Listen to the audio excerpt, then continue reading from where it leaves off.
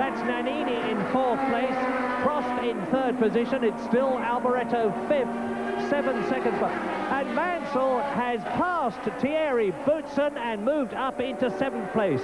Now you see what I mean about the forest. Yes, it is a very slow-drying circuit, this, but certainly there is a dry line beginning to appear around quite a lot of the lap. And looking at the sky, further rain does not look imminent, and the timing of the decision to change onto dry tyres must now be buzzing around the thinking drivers' heads. I'm quite sure Senna is beginning to look for the chance, because tradition has proved that the people who change onto wets early usually do best. Onto dry tyres, get off the wets early, usually have the advantage. So the timing is really crucial. Race order, lap 9 out of 44. Senna that you're looking at leads Berger in the background by 8 seconds. Prost is 3rd, Nannini is 4th, Alboreto is 5th, Capelli is 6th, Mansell is now 7th, Boutsen is 9th, Boutsen is 8th, Warwick is 9th, Patrese is in 10th position, Nakajima is 11th, Gugelmin is 12th, and Alio has come into the pits to change tyres. This is the first driver that we've had change from wets to slicks.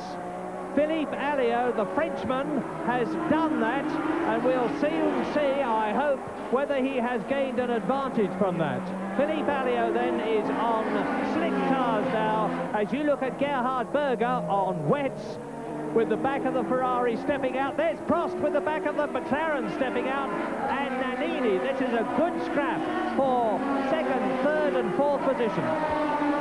What's interesting is that Senna is doing the right thing and already moving off the dry line on the straights to get his tyres wet there. And certainly that will preserve the wet tyres and their performance for longer. And I'm surprised that Prost is not doing that and is just staying on the dry line when he could be overcooling his tyres. And Nigel Mansell is doing another Silverstone. He is now catching Ivan Capelli, who is in 6th position. That's Alio being caught and passed and losing it. Alio has paid the price already for moving on to slicks. You saw what happened. He went off in practice yesterday, ripped the right front wheel off his car. He came onto slicks obviously too early. He was worried about Senna passing him, I suspect. And let's look at it again. There is Alio in the Lola. He's just gone onto slick tyres. There is Senna going up on the inside. Alio is pushed, is offline, loses the Lola, straight into the tyres and the barrier behind them, the right rear wheel, and that is where Nelson Piquet also lost his Lotus. And here is race leader Ayrton Senna on lap 10, coming up to a quarter distance. Fastest lap, 2 minutes 5.27. And Ayrton Senna leads on lap 10 from Gerhard Berger in 2nd place. Alain Prost is in 3rd position. In 4th place, it is Alessandro Nannini. In 5th position, Michele Alboreto. 6th is Capelli, who is being caught by the 7th place man, Nigel Mansell. Across the line into his 11th lap. That's Senna. Now, the gap between Berger and Prost is decreasing. It is only 2.2 seconds.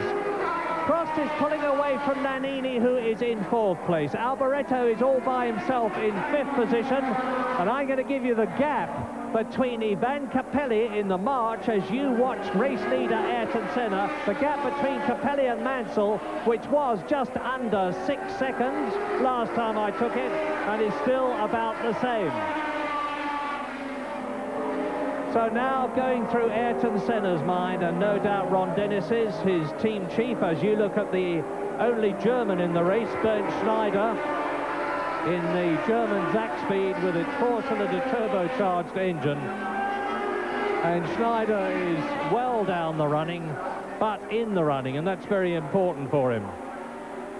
The McLaren team is very much up to strength here. Senna and Prost on the circuit as ever, all their top management here. Just one man missing, Richard West, who is still in England. And across the line comes Bernd Schneider, and there goes Senna. Now you can see the gap in the background as Senna now on his 11th lap comes towards us.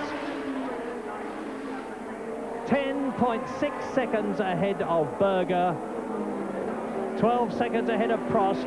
So that means to say that Alain Prost is only 2.2 seconds behind Gerhard Berger in second place. This is Senna going into the right-handed Sachs curve, out of it, now into the Opel curve to complete the lap. This will be the end of his 11th lap. McLaren leads, Ferrari second, but for how much longer? Because you're going to soon see, I think, I can anyway, that Berger and Prost are getting closer and closer thanks to Alain Prost. The gap between Berger and Prost is now 1 second. And a new fastest lap for Alain Prost in the chase of Berger. There we look down on them from the helicopter. Just a tiny fraction of a second quicker than Senna's fastest lap. So Prost is certainly fighting hard this time, and he's closing in on Berger there. Look at that with the slipstream. Break up. So Prost now definitely challenging, and Berger, big slide, tremendous stuff from Berger, just keeping his foot hard down, spinning those rear wheels. Good spectacular stuff from Gerhard Berger. Yes, and spectacular stuff from Alain Prost, who now truly is with the Ferrari and challenging for second place. Alain Prost, who got away not all that well and was down in 4th position after 1 lap, is now right up with Gerhard Berger, the V6 turbocharged Ferrari in front of him, and this is where real courage is called for. Prost moves out. Is he through and up into second place? Yes! Prost is now second. Well, he chose his moment perfectly, and there is Nannini in the background. So a new order on this, the 12th lap, which is over quarter distance. Ayrton Senna leads now by some 11 seconds, and the interest now is going to be whether the two contenders for the World Championship, Senna and Prost, who have both won 4 races out of 8 this year, the contention is now between them for victory in the German Grand Prix. Senna has lapped Stefano Modena, who has been into the pits. There is Modena.